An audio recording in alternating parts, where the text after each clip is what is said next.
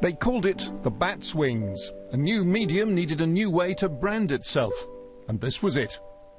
It was a model made of piano wire and brass and flashing lights, created by Abram Games, a man who didn't own a television, though he was an acclaimed poster designer whose work had included the logo for the Festival of Britain in 1951.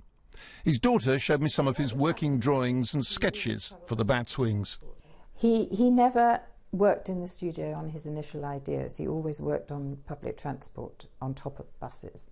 She also showed me the newspaper's reaction, almost all of it hostile. Well, here is a letter to a newspaper from someone who lists the ideas that it suggested, this new symbol, to him, and they were menace, darkness, Germans, spiked helmet, bird of prey, baleful eye, cage, torture, bandaged heads, whips, thongs, aerial bombs, attacks, pincer movements, and fascist flashes. They really didn't like it, did they?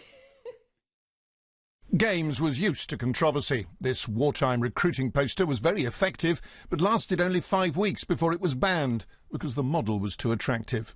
He enjoyed any kind of reaction. My father always believed that a good design always gets noticed, and it doesn't matter whether it's liked or not, as long as it's noticed and commented upon, then it's done its job. In due course, Games's bat wings were replaced by another model of a globe. For many years, television idents were mechanical models which used to sit in a cupboard with a television camera pointing directly at them. Older viewers may recognise this, a BBC Two ident from the 1970s. These discs used to revolve, coming to a halt to display the figure 2. This was a BBC Two clock from that period, and this, from the 1980s, was a BBC One ident, the globe with a curved mirror behind it, so that as the globe spun, its distorted reflection turned behind it. Then, in 1985, this was replaced by the first computer-generated ident.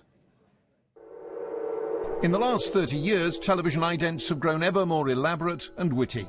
The man who created these for the BBC and discovered the hard way that hot air balloons rarely go where you want them pays tribute to Games's pioneering work.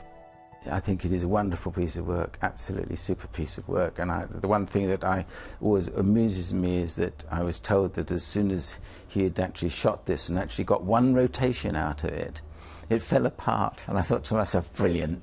I'm glad it happens to others.